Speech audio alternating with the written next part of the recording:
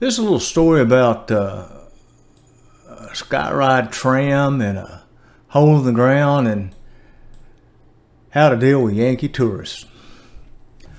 While in the Chattanooga area in March 2013, I visited Raccoon Mountain Caverns. When I started there as a guide about 50 years before, it was known as Crystal Caverns and mounted the Skyride. I was 15 years old and worked there until I was 17. I did every job they had, from running the tram to picking up trash in the cave. Nothing like taking 30 Yankee tourists through a hole in the ground or up the mountain on a Skyride tram. I learned the power of fear to control a group and how to tell a story working that job. The cave seemed prettier to me on that visit than way back then in the 60s. Raccoon Mountain Cavern is one of the better preserved commercial caves in the United States. It was first explored in 1929 by Leo Lambert, who had developed a Ruby Falls cave on Lookout Mountain and attempted the failed commercialization of Nickajack Cave on the Tennessee River, about 30 miles southwest of Chattanooga. Lambert opened the cave to the public in 1931 with a short tour of the first room.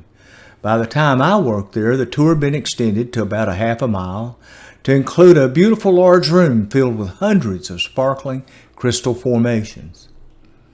Today, over 5 miles of passages are mapped, making it one of the largest known caves in Tennessee. Only a small portion is open to the public. About 90% of the cave remains wild. Very little of the cave had been mapped when I worked there. The Skyride was a surplus Air Force aerial tramway relocated from a closed mountaintop Cold War radar station in West Virginia.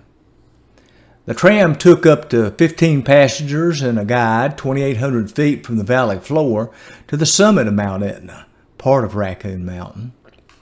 From the observation platform, the tourists could gaze at vistas such as Lookout Mountain and Wauhatchie and downtown Chattanooga in the distance. Construction of the tramway was completed in late 1965, shortly before I worked there, at a cost of about $750,000. A large glass-fronted visitor center was constructed in '65 to house the tram operating equipment, ticket sales area, gift shop, and cave entrance. Shortly after opening, an electrical short in the tram equipment sparked a fire that destroyed almost all of the building. I went to work there, and 2 small frame buildings had just been constructed in its place.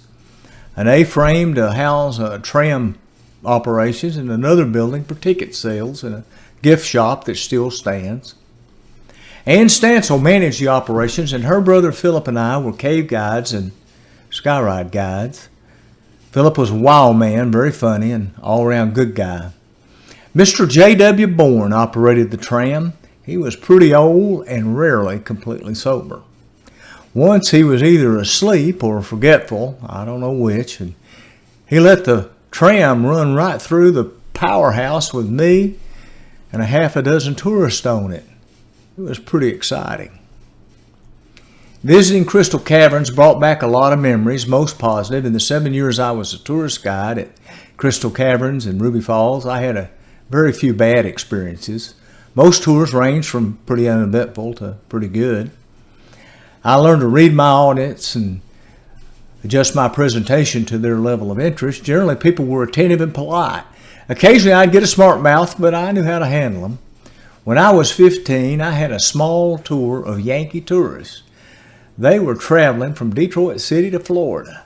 As I recall, it was 3 or 4 couples about 30 years of age. It was the last tour of the day, and I was tired, and I generally gave anywhere from 7 to 10 tours a day, and usually worked 7 days a week during the peak summer season. Although I was past the age when my voice had changed, I had been talking all day long, and I was having a little trouble controlling my pitch as I projected my voice. I was also very small and looked much younger than I in fact was.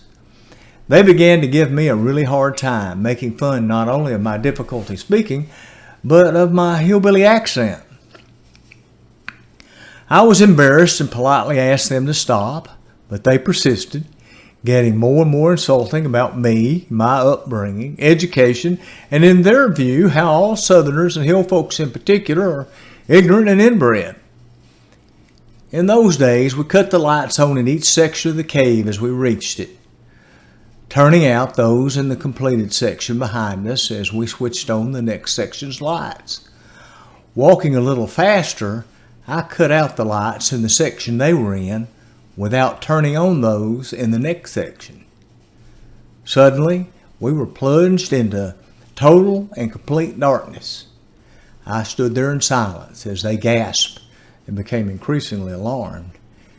After 20 seconds or so, I told them that I knew the cave well enough to get out without the lights, and besides that, I had a flashlight if I needed it. I said I was leaving them and that it was the last tour of the day and I might just forget to tell anyone they were in there. Well, they commenced to apologizing and I held my silence. Then they went to begging.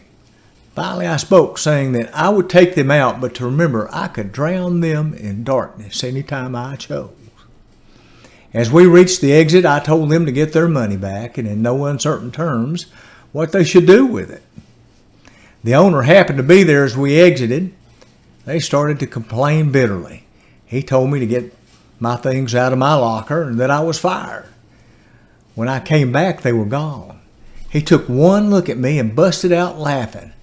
A river of tears ran down his face. He was gasping for air, trying to tell me that it was the funniest thing he had ever heard, that many times he had wanted to do the same thing, but he had never had the nerve. Well, at his orders, I put my stuff back in the locker. We said goodnight, and the next day I was back at it. I learned a great many important life lessons working as a tourist guide, but most of all, I learned the importance of self-respect and standing up for myself. Thank you.